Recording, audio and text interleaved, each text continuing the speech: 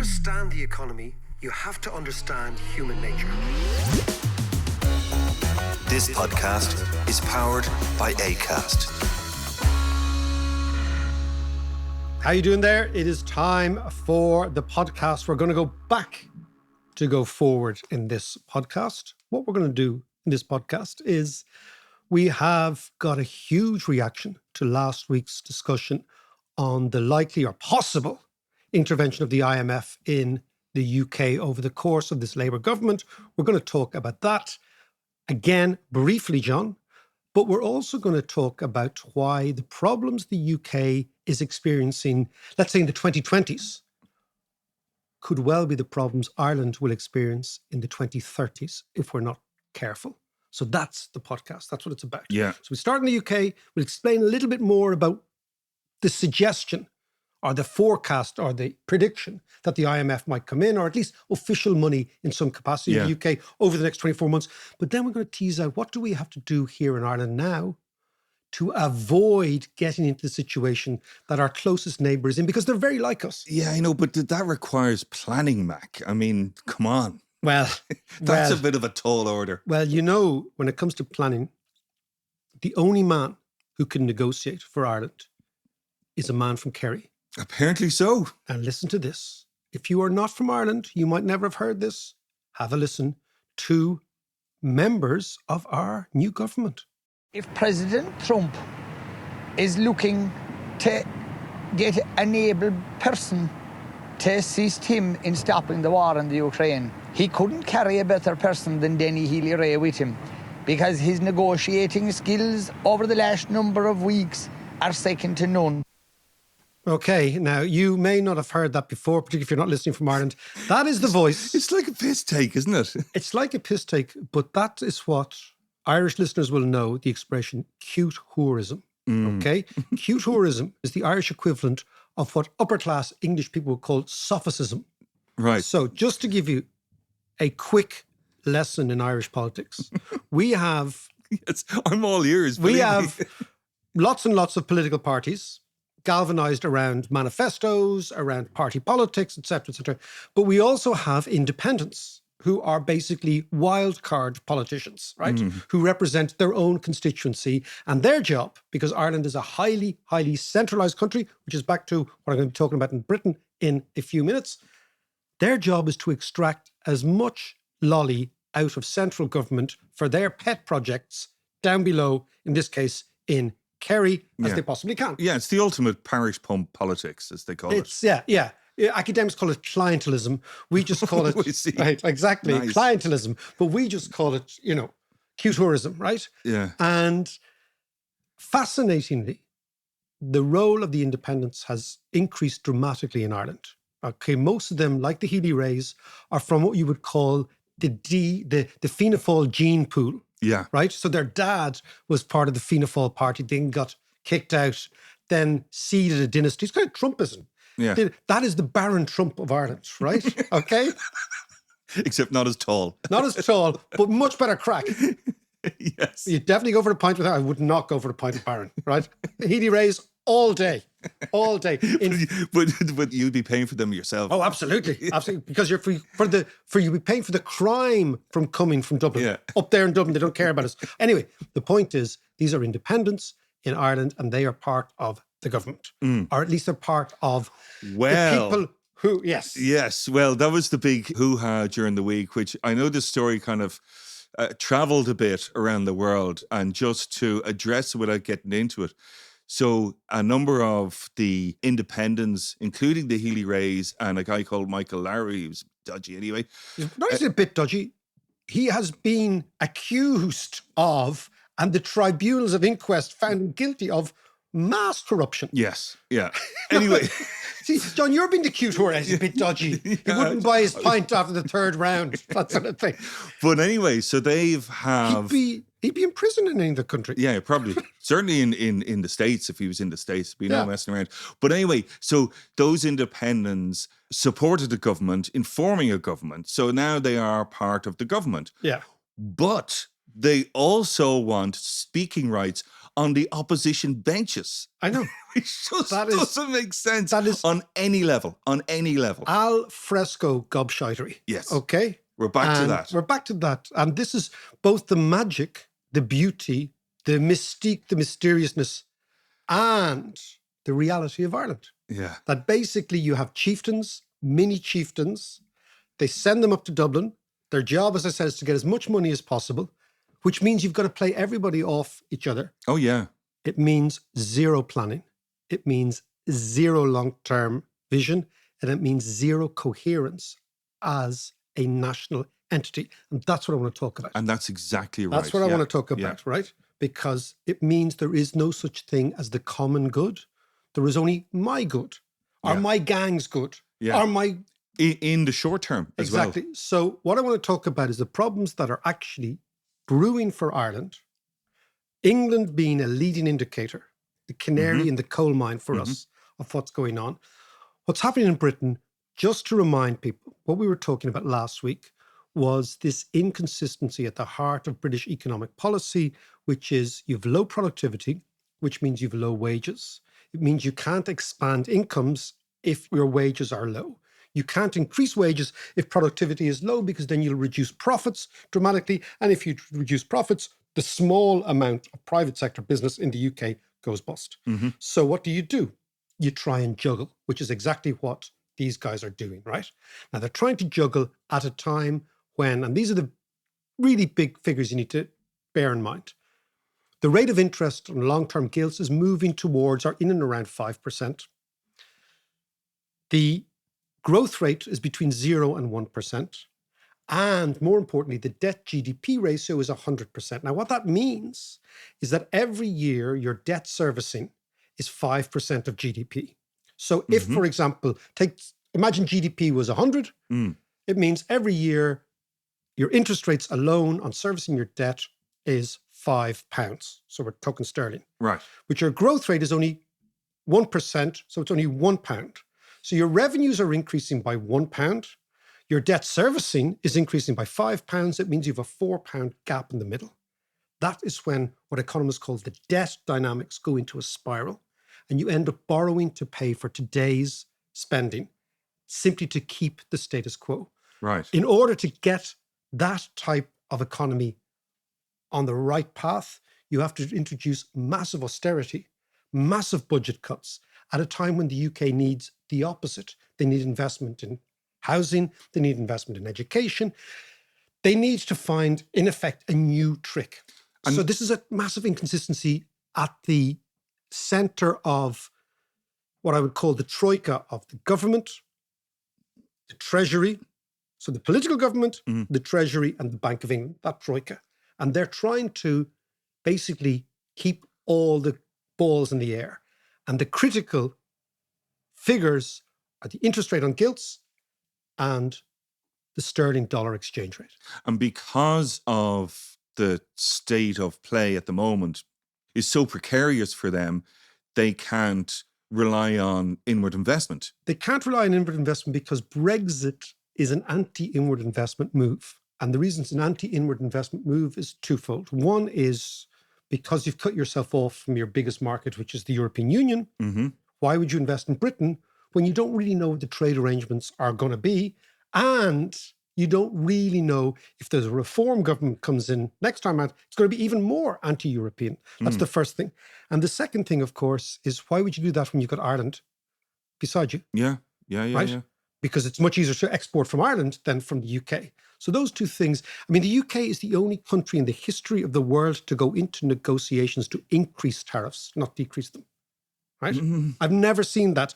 The Americans now are going Explain that. So you normally go into a trade negotiation to reduce the cost of doing business. Yeah. Britain in Brexit went to a trade negotiation to explicitly increase the cost of doing business, yes, right? Yeah, okay. So it makes no sense. And the British choices in the next 24 months will either be the Bank of England buys government bonds, the gilts, and in that way suppresses the problem.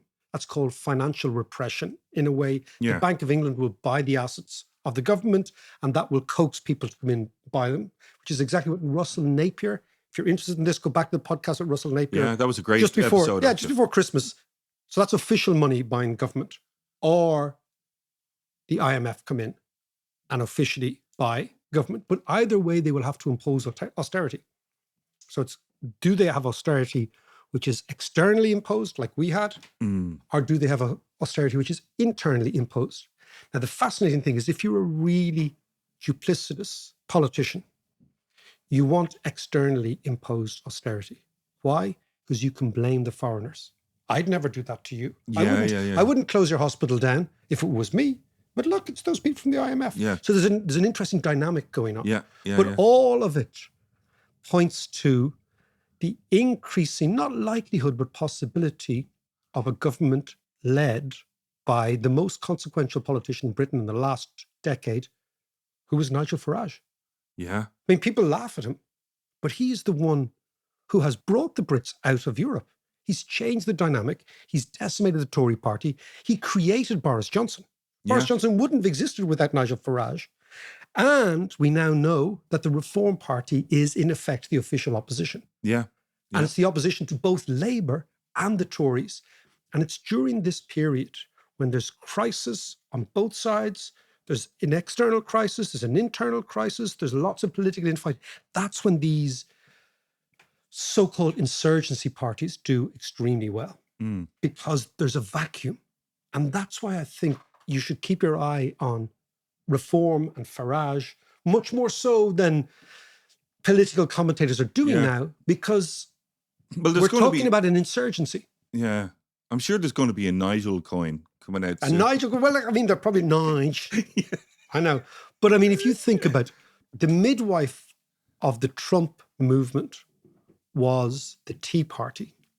And the Tea Party emerged when a void and a vacuum existed between the Republicans and the Democrats in the United States. Yeah. There's always been this sort of slightly radical, slightly gold buggy, it goes all the way back to American history, the row between Hamilton and Jefferson that we spoke about before. Right? Same idea, right? If a void emerges in Britain, the party that is the insurgent surges forward. And I'll just give you one little last bit of history.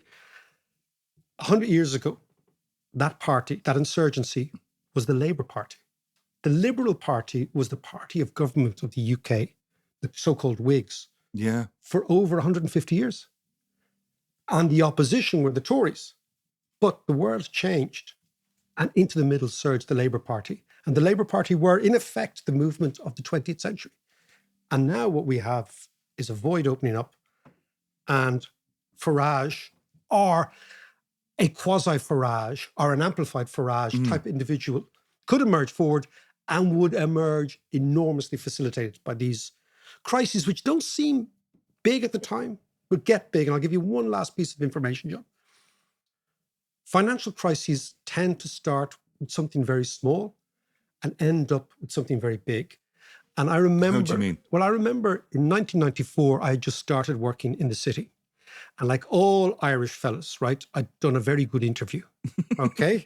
So I believe that the entire city of London is full of Irish lads sitting in corner offices worried about getting found out, right? Because they're much better at interviews. So they spoof and they can talk and they can promise and all that sort of stuff, right? And the leaving cert, look at that. Look at all those A's in the leaving stuff. I can do all that stuff, right? So I arrive in over-promoted at UBS. And I'm sitting there hoping to try, again, I'm sure people listening will know that feeling in the career of thinking, just leave me alone here for a while till I get my bearings. And within 2 or 3 months, the Federal Reserve started to increase interest rates aggressively. Interest rates have been very, very low in the States. 1994, Clinton government, lots of peace, lots of money moving around after the Gulf War, money moving around the world, particularly into Latin America, from the United States. Federal Reserve starts to increase interest rates from 3%. They would end up by the end of the year at 5%, which is quite a hefty move. However, 2% over a year is huge. Yeah. But at the time, nobody really thought that this would have any real impact on anything other than the US bond market and if everything would be fine. But of course, what people forgot was that in the previous 18 months or 24 months, you had a massive surge in investment, i.e. speculation, in emerging markets, Mexico, Brazil, and Argentina in particular. Yeah. They had had a Brady bond recovery. They'd defaulted in the 80s. Then they got an act together. Money went in. And by December of that year, so the interest rates started to move up in March. By December of that year, you had a full-blown emerging market crisis. The Mexicans devalued. Money fled Latin America. The Brazilians devalued. The Argentinians devalued. They all defaulted on loads of bonds, loads of debts, etc. Wow. So what I'm saying is things happen quickly. Was that before the NAFTA agreement? That was before NAFTA. Right. NAFTA was... And that's why NAFTA came in, was it? That was one of the reasons why NAFTA came in. Right, So okay. NAFTA was late Clinton. This was early Clinton. Right, okay. NAFTA was very much late Clinton. And of course, maybe that was the background noise to the shift in the American manufacturing base to Mexico. Yeah. In yeah, effect, yeah, it is, because the Mexican peso dropped precipitously. Yeah. That meant producing in Mexico was incredibly cheap. Corporate America lent on Clinton because they saw the opportunity. Clinton, because he was listening to Robert Rubin, not Rick Rubin, Robert Rubin, okay? And fellas like that thought about neoclassical economics. Everyone's going to be fine. We'll make stuff cheaper over there. Yeah, yeah, yeah. And in short order, massive amounts of the Midwest and the industrial northern Midwest end up seeing their manufacturing base shift to Guadalajara, okay, in Yeah, the Mexico. big Rust Belt as a result. Exactly, Yeah. exactly. And it all started. This is my point. Little things change the world, and you have to be aware of those. That's fascinating stuff. And I by the way, I loved that story in the last podcast of your man Bissett. Yeah. And the irony now of him being a... But, okay, let's just put that aside for now. Let's talk about Ireland. Yes, because... And then what's going to possibly happen in Ireland on the back of all of this that's going on in the UK. Okay, Grant, John. So just take Healy-Rae and this idea of hyper-localism, which is an endemic disease in the Irish body politic, okay? Yeah. Which means, unlike, for example, places like Switzerland or places like Denmark, small open economies that plan for the future, we don't plan. Now, there's a paradox here, John, which is the following. The more centralized the small country, the more you would imagine that centralized planning and a national plan would work. But it doesn't work that way. The more centralized the political system, the less it is coherent. And I'll explain that. This is the number one thing to understand, right? It is the following. In places like Switzerland, you have direct democracy. So local government.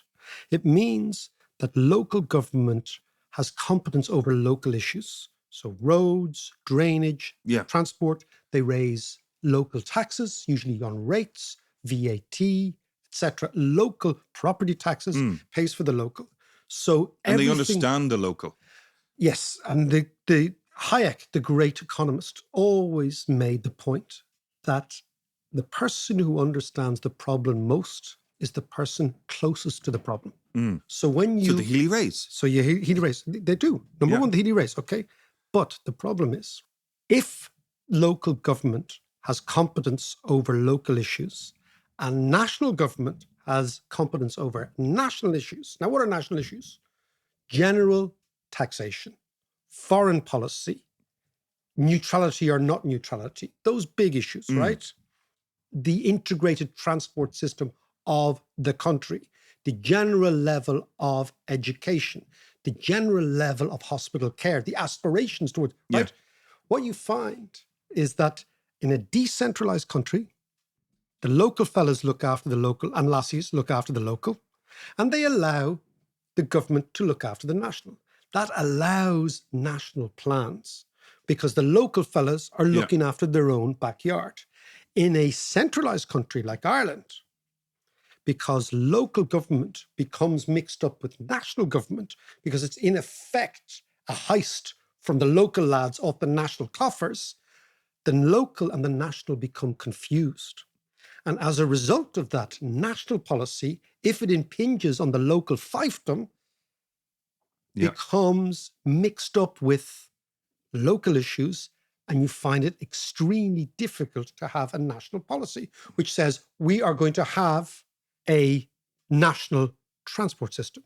We are going to have a national planning system. Yeah. And there is going to be no one-off housing, for example, or there's going to be no derogations to the local. So this is kind of where we are now. This is where we are now. So you take that dilemma, you take the British dilemma, which is that good things come to an end. The good thing in Ireland has always been, or at least for the last 30 years, the multinationals. That's driven our productivity, that drives our wage growth, that drives our revenue, that drives everything. But it's a one-trick pony. In a way, I mean, I wouldn't be overly dramatic, but imagine what happened in the famine. We were entirely dependent on one crop. And when that crop failed, the whole country failed. We are entirely dependent on one source of capital, which is the United States, in effect. Yes, we've got some other, but it's mainly the United States. And as we're seeing now, there is a big move to defund Ireland. Do you remember the defund the police? Yeah. This is a defund Ireland, from America. So I'm not saying it'll happen overnight, but gradually, if this were to happen, what is our other trick?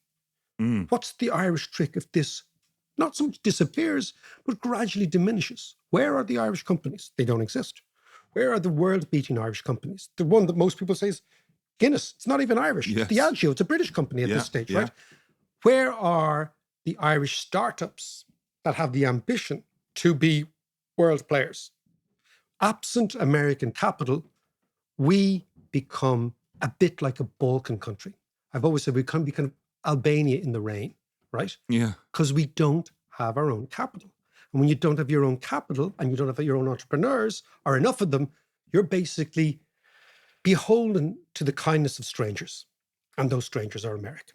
So that's the second part of the equation. And the third part of the equation, again, is what's happening to the social fabric of Ireland, which is what we have in the UK. When you have a multicultural country with different ethnicities, almost different allegiances, it can be very difficult to govern that country properly. It can be very difficult to sell ideas to that country. And I think what's happening in the UK is this combination of there's a culture war going on in the UK, there's a financial war going on in the UK. They don't have an economic trick to get them out of that. Yeah. It's all very well in us in Ireland to say, oh, look what's happening in the UK. Britain in the 2020s could be Ireland in the 2030s, unless we do the right thing and we do it now. That's what the second part of this podcast is all about. Well, let's get into the detail of that. You can explain that a little bit more. Yeah.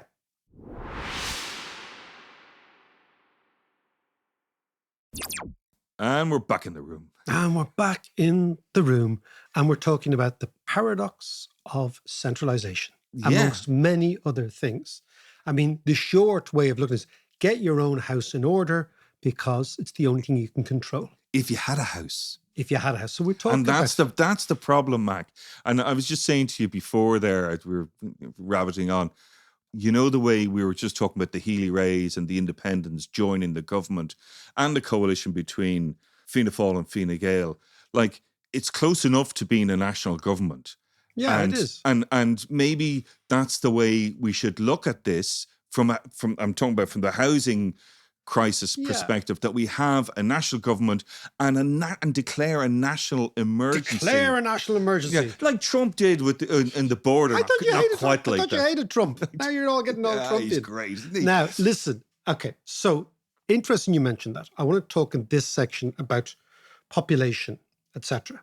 Because the single most important statistic in any country is the population. Because from that, everything else flows. Yeah. But interesting you talk about national emergencies, national ideas, right? Ireland has quite a good record at setting up statutory independent bodies that are adjacent to, but not part of, the government to fix specific problems. And I think this is quite an interesting idea. So, like what? So in the 1980s, when we were listening to Radio Tirana, by the way, listener, we were listening to Radio Tirana just in the break because John and I and our old mate Murphy used to, on a Sunday afternoon, get a little bit stoned and listen to Radio Tirana, which it came across shortwave radio, Yeah. and it used to It was atmospheric. atmospheric, and it used to locate, and what I think was a beautiful thing, because the Albanians were they'd fallen out with the Chinese and the Russians. So Yeah. they had no mates, right? And they used to give the locations of Russian Warsaw Pact submarines and American submarines in the Adriatic on a Sunday afternoon on Radio Tirana. And we would get baked and listen to it and find it. It was the 80s version of gaming. It was exactly. It's very innocent. So, by the way, if you're interested in this, Radio Tirana, Google Radio Tirana 1980s. Yeah. It's a thing of absolute beauty. Yeah. So let's Yeah. come back. So, as an aside, so the reason I say we have in the 1980s, Ireland went bust twice. We went bust in the early 80s, in 1981, 82, when we were ruled by that great economist, Gareth Fitzgerald, who actually spoke. You really have a thing about him, don't you? I just think he was a snob, but he spoke the language of Hayek Yeah. and Friedman, and he actually governed like Juan Perón. He just spent other people's money all the time. So, and then we went bust then under the Haughey, then Fitzgerald governments. Yeah. Then we were bust all the way through, and then we were going bust again in 1986, just after the abortion referendum. Just And have to leave and search. exactly, just after leaving cert. Now, so during the 1980s, my point is the biggest problem in Ireland from an economic perspective was our inability to manage the national debt. So there was a consistent pressure on government bonds, on what we used to call the old gilt market, a bit like the UK. We couldn't finance ourselves and nobody would lend to us. And as a result of that, interest rates were higher than they should have been. And therefore investment was lower, savings was higher. So the economy shrank. And the response to that was people like your brother went to live in England. And so did we. 400,000 Irish people emigrated Yeah. in the 1980s. Okay, which is a phenomenal figure. Also, the rest of the world was booming in the 80s. Like, how in God's name did we actually miss the Thatcher boom, the Reagan boom, Yeah. everything like that? We missed it all. But we all watched it on TV. We watched on telly. which made it Exactly, worse. exactly. Anyway, let us go back to the point. Our big problem was we couldn't operate the national debt. In the late 80s, the state set up something called the NTMA, which was the National Treasury Management Agency, which was part of the government, but not part of the government. They realized the state didn't have the competence to do the management of treasury that needed to be done. We were too amateur. Yeah. Yeah. And the NTMA have been very, very successful, right? So that's an example of if you identify the problem, if you create a statutory body, if you give them the muscular powers of the state, but if you keep them away from the state, they can do a good job. Right. Right. A maybe more controversial one was NAMA. And the reason, again, I mentioned NAMA was at the time, the key problem from Ireland was the hangover of the entirely ridiculous debts of the banking system. Yeah.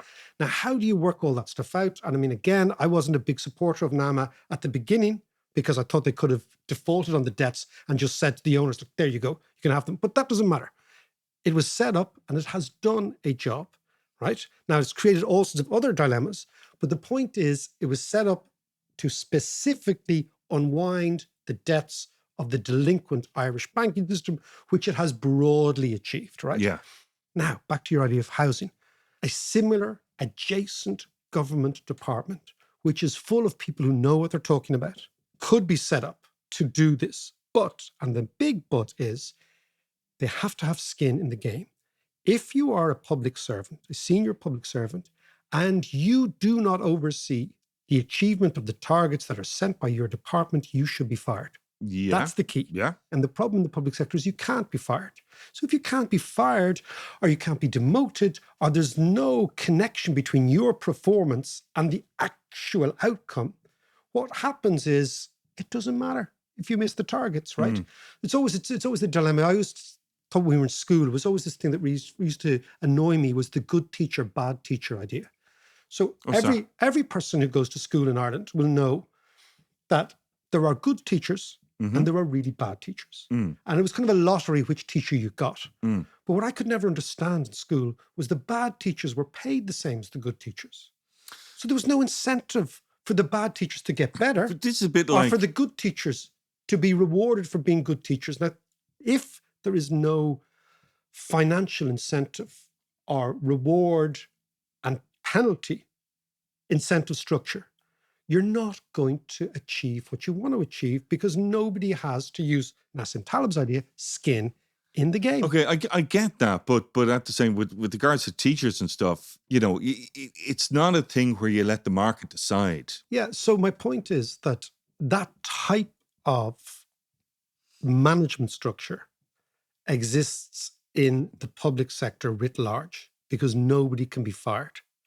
So therefore, for the purposes of this conversation, it means that big national projects do not get achieved on budget or on time or in the right place because nobody is responsible. And if everyone is responsible, i.e. the public sector, nobody's responsible. Yeah. And so what we get is these extraordinary slippages in national policy. So to get back to the idea, so Ireland has two problems. One, we have a problem in the execution with deep in the public sector. We also have this highly centralized system which creates chieftains who block national objectives because they elevate local objectives. But all the while, the world isn't waiting for Ireland to get its act together. No. And what you'll find is the most successful public organization, public arm of Ireland has been the IDA. Yes. Why? Yeah. Because the IDA simply opened the door for the private sector to do their thing. They say, come on in, build your factory, and away you go. So they are where the public sector should be. It's a great example. If the public sector acts as the gatekeeper or the guardian or the facilitator or the salesperson, but allows the private sector to actually do the business, then you've got this lovely combination. And that's where we should be going. Yeah. Right? Whereas it's not up to the state to do X, Y, and Z, but it's up to the state to incentivize the private sector to do their thing. Yeah. And get out of the way. It. Yeah, and that's great for everybody, right? And the reason we need to do this very, very quickly is because the population is growing so rapidly. Let's just look at the population, right? As I said at the top, the most important statistic is population growth because everything flows from there. In Ireland, our population is growing very, very quickly relative to where we came from and relative to the last 150 years since the famine. In a sense, the Irish state was set up and has been governed by people who were governing and making decisions when the population was falling. Now we've got this totally different situation. The population is rising. It's almost impossible to achieve targets like housing targets if your population is rising because the goalpost is moving every single day. Yeah. So when we talk about population rising, where is the lion's share of the population rising coming from? It's coming from immigration at the moment, right? So if you look at the statistics, at the moment you have this sense in Ireland, everyone has it, of the economy straining at the leash, right? Whether it's traffic, whether it's house prices, whether it's rent, there's a sense that there is this gap between our standard of living, which is very high, and our quality of life. And what I like to frame it is between corporate Ireland, which measures itself on standard of living, and kind of everyday Ireland, which measures itself on quality of life. So what's your everyday life? Like your everyday average Joe, how they get up, are they in traffic? Can they get the bus? Can they get the train? Can they get a place to rent? Can they live? A lot of people's lives are going very well in terms of jobs and money. That's the kind of corporate metric, GDP and income and all that. But actual fact, your everyday Ireland, is this translating into a better quality of life? Yeah. And lots of people say it's not. And lots of people feel it's not. And lots of people know that it's not. And had you said to us 20 years ago, you would have this GDP per head or income per head, no matter what measure you take, people would say, wow, we're going to live in the land of milk and honey. But we don't, right? So why is that? And I think it is, at the moment, the state is running the economy really hot. It feels like a company that's overtrading.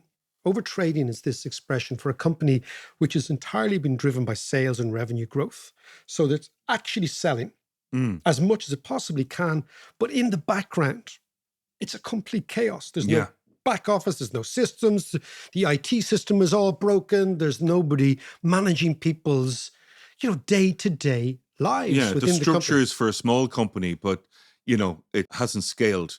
Exactly. Yeah. And in order to do that, and sometimes that's driven by the fact that the chief executive or the shareholders just want revenue growth. Mm.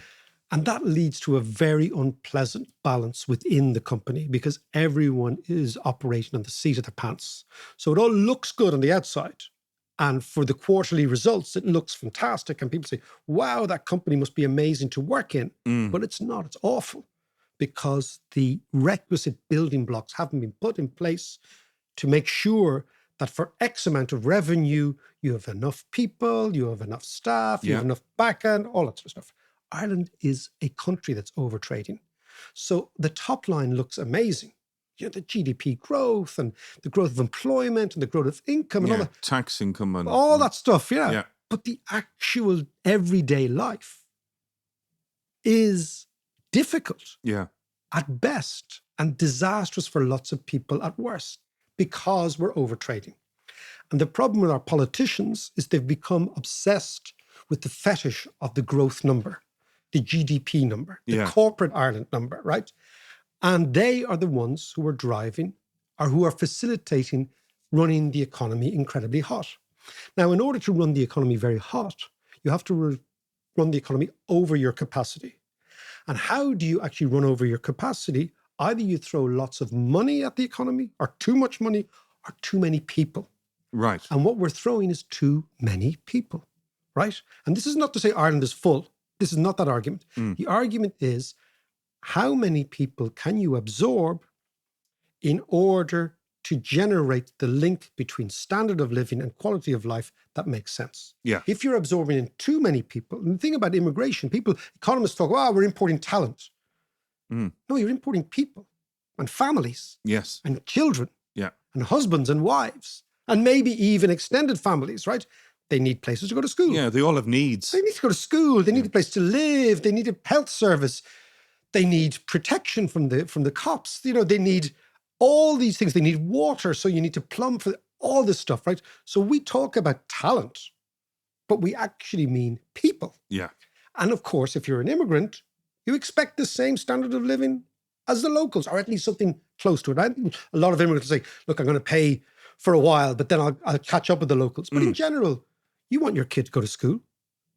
So that means you need to build bigger schools in certain areas. You want a health service. That means more queues at A&E. Yeah. You want a train to get you into work, but there's no train, so you buy a car. That means more traffic, right? So you can see what I mean, right?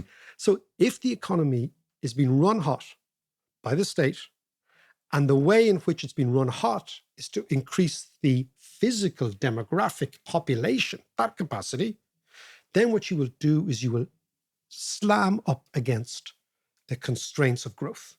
So the question then is, should we have a population target as much as a GDP target? Yeah. And if you look at the CSO, they've given, for example, a forecast for the growth of the population out to 2060 based on 3 scenarios. One is high population growth, which is 45,000 per year. Then I think medium is 20,000 and low is 10,000. This is immigrants per year, right? Yeah. Now, 45,000 is their high mark. Do you know how many net immigrants came into the country last year? Don't know. 78,000. Right. Right? So let's be realistic about it, right?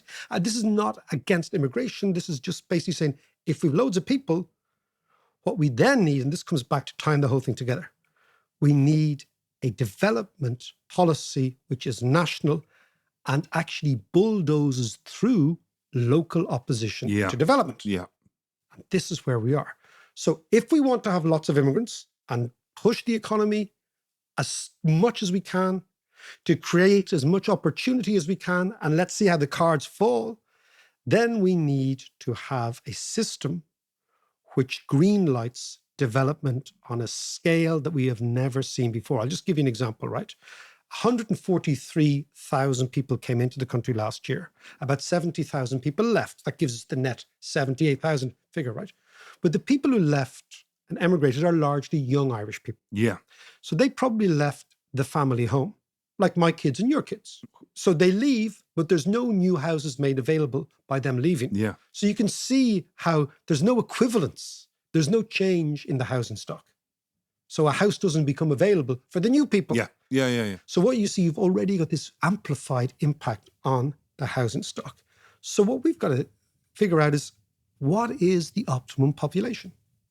Now, you mightn't think that that is a crucial thing to say today. Fast forward 10 years. Yeah. 2015 doesn't seem like a long time ago. It's 10 years ago. Doesn't seem like a long time ago, right? It's 10 years ago. Fast forward 10 years from now, you have a much higher population. Maybe the multinationals leave. Maybe there's a change of government. Yeah. And we've no idea what's going to happen. And we've no plan. Yeah. Then the problems in the UK will look like chicken feet to the problems in Ireland. That's why we have to get our house in order now. We've got to make hard decisions now. And finally, we've got to have adult, not adolescent conversations. And we're not having them.